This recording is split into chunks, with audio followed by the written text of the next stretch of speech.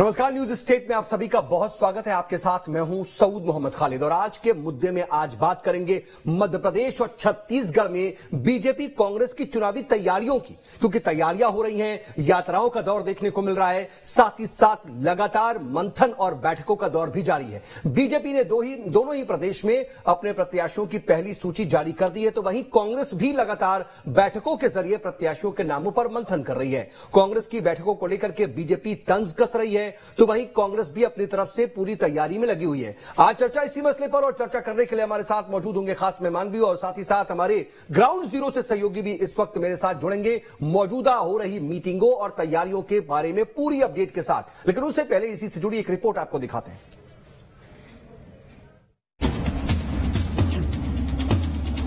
चुनाव की तैयारी, टिकट बंटवारे की बारी।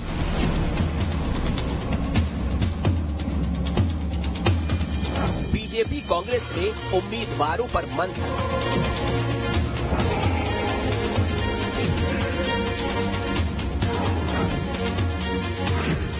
मध्य प्रदेश और छत्तीसगढ़ में चुनाव का काउंटडाउन शुरू हो गया है। सभी सियासी दल चुनाव प्रचार में जुट गए हैं। वहीं प्रदेश के दो बड़े सियासी दल बीजेपी और कांग्रेस में उम्मीदवारों के नामों पर मंथन जारी है। बीजेपी ने मध्य प्रदेश और छत्तीसगढ़ में प्रत्याशियों की पहली सूची जारी कर कांग्रेस को पीछे छोड़ दिया है, तो वहीं कांग्रेस भी बीजेपी उम्मीदवारों के बदले बड़े चेहरे उतारने की तैयारी में नजर आ रही है। टिकट बंटवारे को लेकर राजधानी भोपाल और रायपुर से लेकर दिल्ली तक बैठकों का दौर जारी है। बीजेपी चुनाव समिति की बैठक में दूसरी सूची के नामों पर मंथन किया जा रहा है, जिसके जरिए बीजेपी विपक्षी दलों को चौंकाने की तैयारी में है। वहीं दूसरी तरफ दिल्ली में कांग्रेस स्क्रीनिंग कमेटी की बैठक हो रही है। लगातार प्रत्याशियों से 1-to-1 चर्चा कर उनका बायोडाटा चेक किया जा रहा है, तो वहीं सर्वे के जरिए उम्मीदवारों का फीडबैक भी लिया जा रहा है। हमारा प्रयास है, आज पहली मीटिंग है, इसके बाद तय किया जाएगा, लेकिन हमारा भी प्रयास है कि जल्दी ही सूची जारी हो, चाहे 10 दिन में हो, 15 दिन में हो, लेकिन हम पूरी देखकर और जो भावना है कार्यकर्ताओं की, जो जनता की भावना है, उसको देखते हुए टिकट हम जारी। पहली लिस्ट कब तक आ जाएगी सर? वो आराम से आएगी, हमें जब उचित होगा हम लिस्ट निकालेंगे। वहीं कांग्रेस की बैठकों पर बीजेपी ने तंज कसा है। मंत्री भूपेंद्र सिंह का कहना है कि कांग्रेस में 6 महीने से बैठकें हो रही है। कांग्रेस में कैसे टिकट बंटते हैं ये तो सब जानते हैं। कांग्रेस में तो 6 महीने से स्क्रीनिंग कमेटी की बैठकें हो रही है और हम सब जानते हैं कि नाटक नौटंकी कांग्रेस में होती है और टिकट कांग्रेस में कैसे बंटते हैं ये भी सब जानते हैं। वहीं छत्तीसगढ़ में भी बीजेपी ने अपनी पहली सूची जारी कर प्रत्याशियों के नामों का ऐलान कर कांग्रेस को पीछे छोड़ दिया है। अब बीजेपी जल्द ही दूसरी सूची जारी करने की तैयारी में है। बीजेपी के केंद्रीय मंत्री लगातार प्रदेश के दौरे पर हैं, तो वहीं बैठकों के जरिए बची हुई सीटों पर उम्मीदवारों के नाम फाइनल किए जा रहे हैं। कांग्रेस आलाकमान भी लगातार बैठकें कर नामों पर मंथन कर रहे हैं। ऐसे में देखना होगा कांग्रेस कब उम्मीदवारों के नामों का ऐलान करती है। Team news state.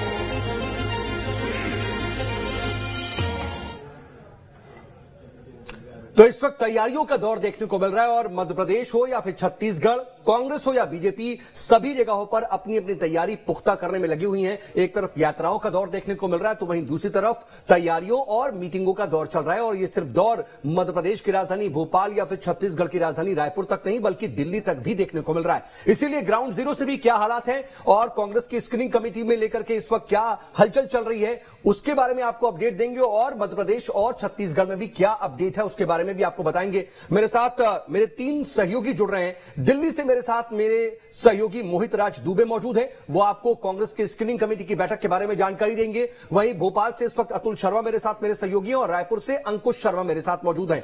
मैं आप सबके पास आऊं उससे पहले हमारे साथ वरिष्ठ पत्रकार डॉक्टर सत्यप्रकाश शर्मा भी मौजूद हैं। डॉक्टर सत्यप्रकाश शर्मा जी, आपका भी बहुत स्वागत है। सर, मैं आऊंगा आपके पास, लेकिन सबसे पहले दिल्ली का रुख करते हैं। मोहित राज दुबे मेरे साथ मौजूद है। मोहित, हमने देखा कि कल बीजेपी की अहम बैठक हो रही थी और यह बात फाइनल हो रही थी कि तकरीबन जो सेकंड लिस्ट आने वाली है उसके नामों को फाइनल कर लिया गया है और आज अब इस वक्त कांग्रेस की स्क्रीनिंग कमेटी की बैठक यानी कि भोपाल से लेकर के दिल्ली तक बैठकों का दौर चल रहा है।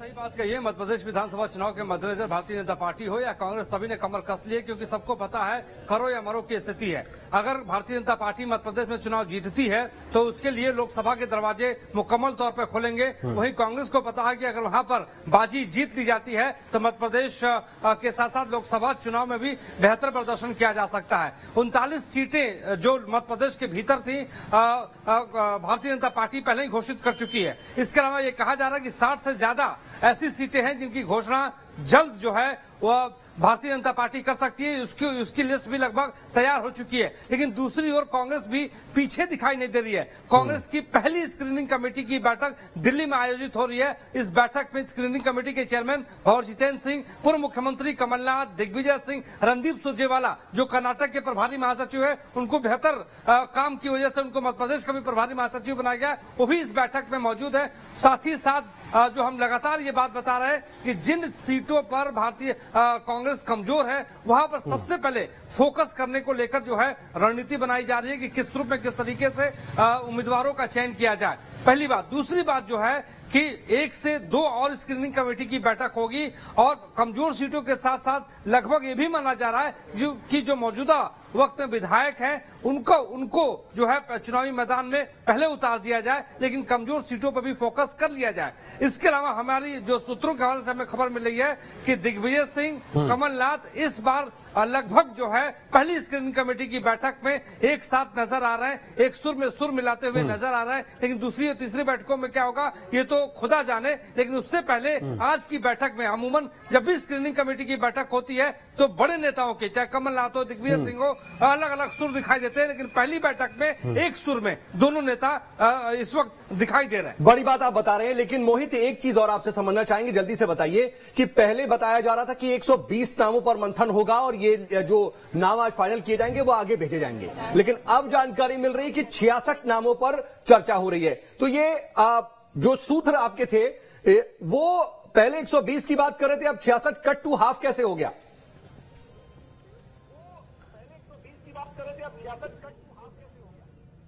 देखिए, जो विधायक हैं, जो मौजूदा वक्त में विधायक है, जिनकी सर्वे रिपोर्ट 3 सर्वे रिपोर्ट वहां पे करवाई गई, 3 सर्वे करवाए गए थे, जिनकी रिपोर्ट्स आई हैं, कई विधायकों के टिकट काटे जा सकते हैं, जो हमें खबर मिल रही है। जिन विधायकों का परफॉर्मेंस अच्छा है उन विधायकों को टिकट दिया जाएगा।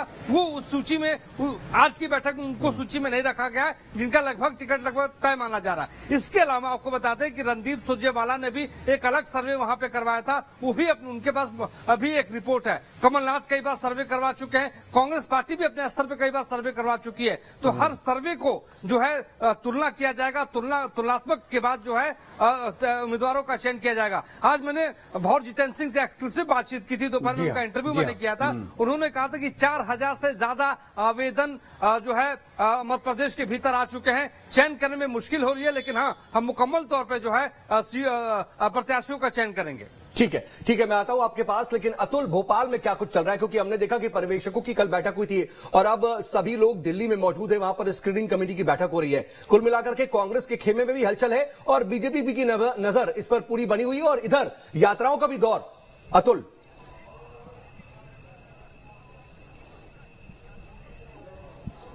देखिए, बिल्कुल जिस तरीके से आप देख रहे हैं, मध्य प्रदेश में इस समय सियासी हलचल पूरे अपने शबाब पर है और कहीं ना कहीं दोनों ही दल, बीजेपी और कांग्रेस, अपने अपनी तरफ से पूरी ताकत लगाई हुई है। बीजेपी की यह मंशा है कि एक बार फिर से मध्य प्रदेश की सत्ता पर काबिज रहे, तो वहीं कांग्रेस पूरी ताकत लगा रही है इस समय कि मध्य प्रदेश में सत्ता का परिवर्तन करें और अपने जो है कब्जे में मध्य प्रदेश की सत्ता को लाए। हालांकि देखिए, दोनों ही अपने अपने तरीके से काम कर रही है। इस समय हमने देखा जन आशीर्वाद यात्रा बीजेपी निकाल रही है, तमाम लोगों के पास पहुंच रही है, जनता के बीच में पकड़ मजबूत करने के साथ साथ जो बीते कुछ समय में, यानी 2 दशकों में जो काम किए हैं मध्य प्रदेश के अंदर, जो योजनाएं लाई हैं, उन योजनाओं को लेकर जनता के बीच में अपना रिपोर्ट कार्ड भी पेश कर रहे हैं और कहीं ना कहीं सीधे तौर पर एक नब्ज टटोलने का भी काम कर रहे हैं कि किस क्षेत्र में जनता के बीच में स्थानीय जो प्रत्याशी हैं या स्थानीय जो विधायक हैं उनके लिए कितनी नाराजगी है। देखिए, उसके उलट अगर हम कांग्रेस को देखें तो कांग्रेस भी कहीं ना कहीं काफी साइलेंट मोड में हमें काम करते हुए पिछले कई समय से दिखाई दे रही थी। लेकिन अब जब चुनाव बिल्कुल नजदीक आ चुके हैं साउथ, तो कहीं ना कहीं कांग्रेस ने भी अपना पूरी तरीके से एक्शन जो प्लान है वो जमीन पर उतारने की कोशिश कर दी। जन आक्रोश यात्रा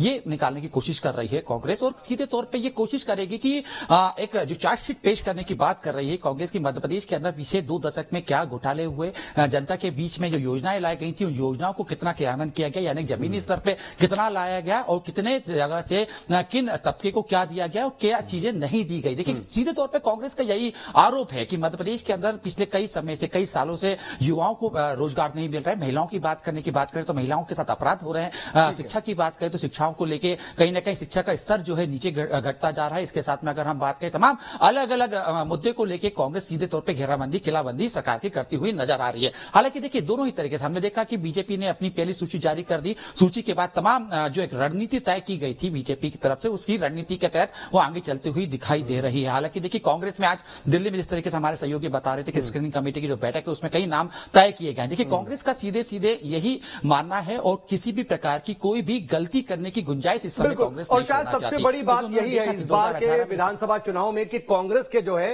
वो खेमों में बटी हुई नजर नहीं आ रही, एकजुट नजर आ रही है। और कमलनाथ और दिग्विजय भी साथ साथ एक सुर में सुर मिला रहे हैं, जैसा मोहित भी बता रहे थे। लेकिन खास बात इधर है कि बीजेपी के जो जन आशीर्वाद यात्रा उसमें केंद्रीय मंत्रियों के चेहरे भी नजर आने लगे हैं। लेकिन जल्दी से छत्तीसगढ़ का रुख करते हैं। अंकुश, छत्तीसगढ़ में भी हलचल बहुत है। एक तरफ परिवर्तन यात्रा है तो दूसरी तरफ भरोसे का सम्मेलन है। वहीं कांग्रेस की लिस्ट अभी आनी बाकी है, आवेदनों का दौर है, लेकिन बीजेपी की लिस्ट आ चुकी है। हलचल वहां भी काफी है।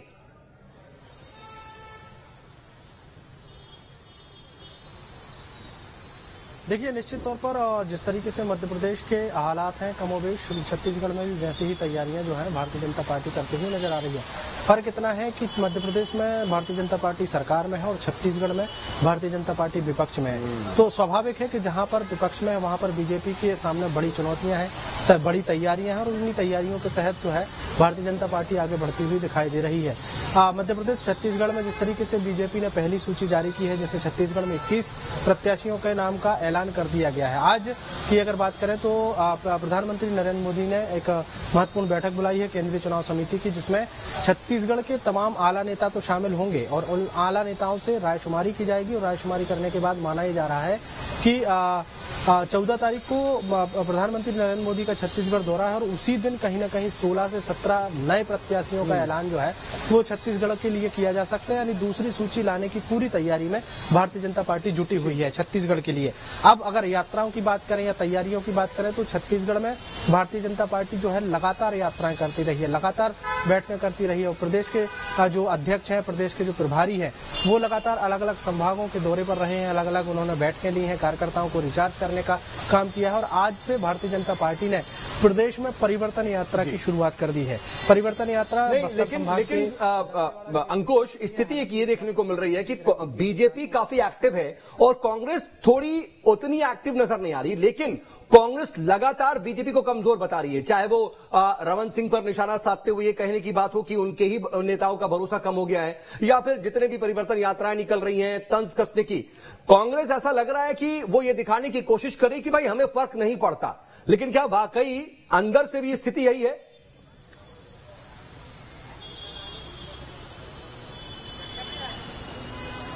देखिए इस पूरे घटनाक्रम में या जिस पूरे मामले में अगर देखा जाए तो अंदर से ऐसी स्थिति नहीं है, क्योंकि अंदर से ऐसी स्थिति होती तो बाहर आकर ये बयान देना बयान नहीं दिए जाते कि बीजेपी कमजोर है, बीजेपी के नेता कमजोर हैं और बीजेपी ने अपनी पहली सूची जारी करके मिलाकर एक नैरेटिव सेट करने की कोशिश कर रही है कि भाई ठीक है हम सत्ता में, हमें फर्क नहीं पड़ता, लेकिन अंदर जो है वो भी परेशान तो है। ठीक है, मैं आ रहा हूं अंकुश आपके पास, लेकिन डॉक्टर सत्य प्रकाश, मैं दोनों ही राज्यों के बारे में आपका विश्लेषण समझूंगा कि कहीं ना कहीं चाहे सूची जारी करने की बात हो, चाहे वो यात्राओं को निकाल करके अलग अलग जगहों के सांसदों को प्रदेश में भेजना हो, केंद्रीय मंत्रियों का दौरा हो, इसमें बीजेपी काफी ज्यादा आगे और एक्टिव नजर आ रही है। लेकिन क्या वाकई कांग्रेस जो अंदर खाने कहा जा रहा है कि साइलेंटली काम कर रही थी, उसकी जो रणनीति है वैसी ही दमदार नजर आ रही है आपको?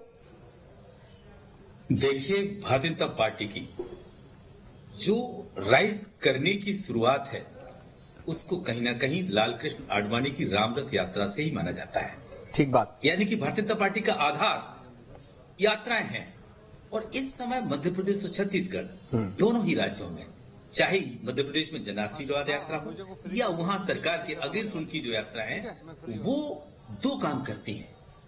एक तो पब्लिक में एक ऐसा नैरेटिव सेट करती हैं कि भारतीय जनता पार्टी ऑर्गेनाइजेशन रूप से कितनी मजबूत है। साथ ही उसका एक प्रयास रहता है कि जो उसका वर्कर है, क्योंकि भारतीय जनता पार्टी की स्ट्रेंथ सबसे बड़ी यही मानी जाती है, उसके वर्कर की जो डेडिकेशन है वो, यानी कि इससे वर्कर उसका मोबिलाइज होगा, कैडर उसका मोबिलाइज होगा। ये दो मोटिव लेके पार्टी इन यात्राओं को निकाल रही। लेकिन देखिए, आप जानते हैं कि जब भी हम किसी इलेक्शन बैटल या किसी दूसरी बैटल में जाते हैं तो उसके कुछ वेपन्स होते हैं, और जो correct ticket distribution election battle का एक सबसे बड़ा हथियार माना जाता है।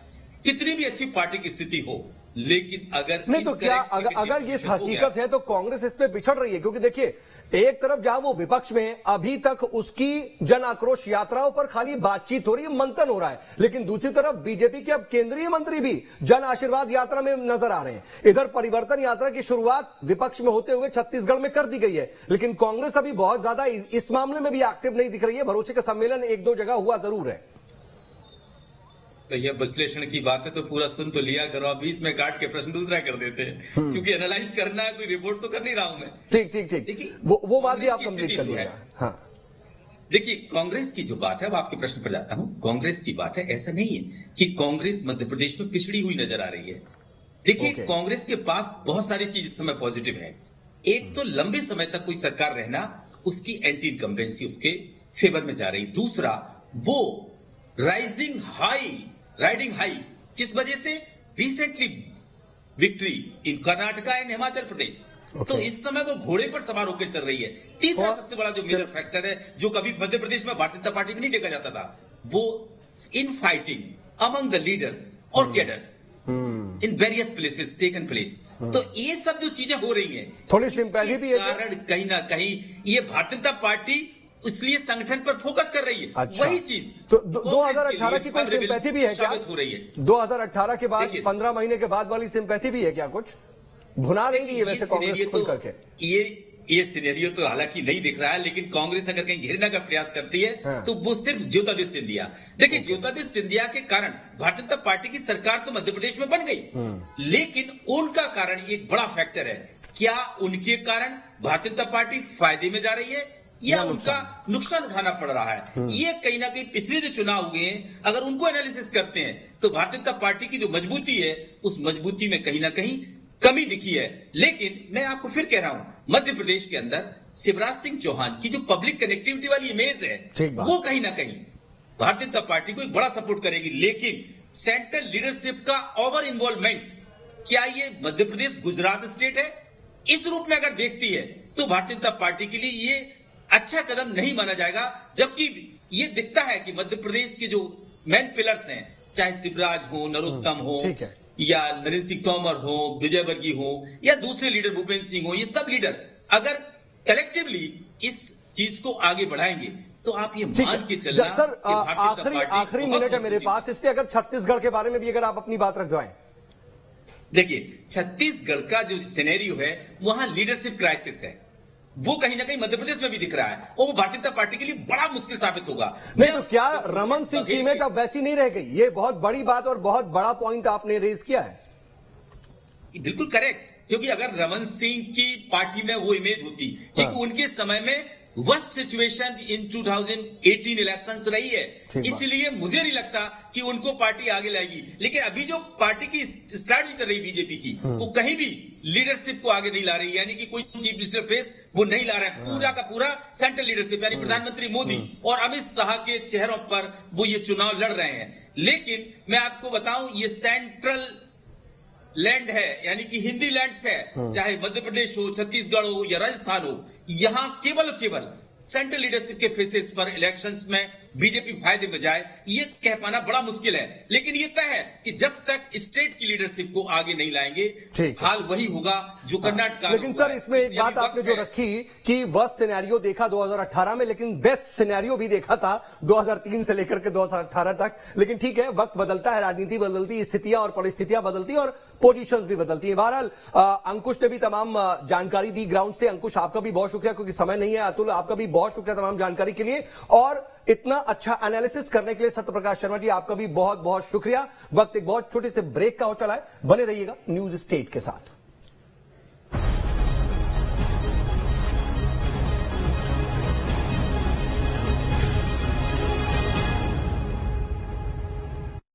बिरयानी बिरयानी बिरयानी।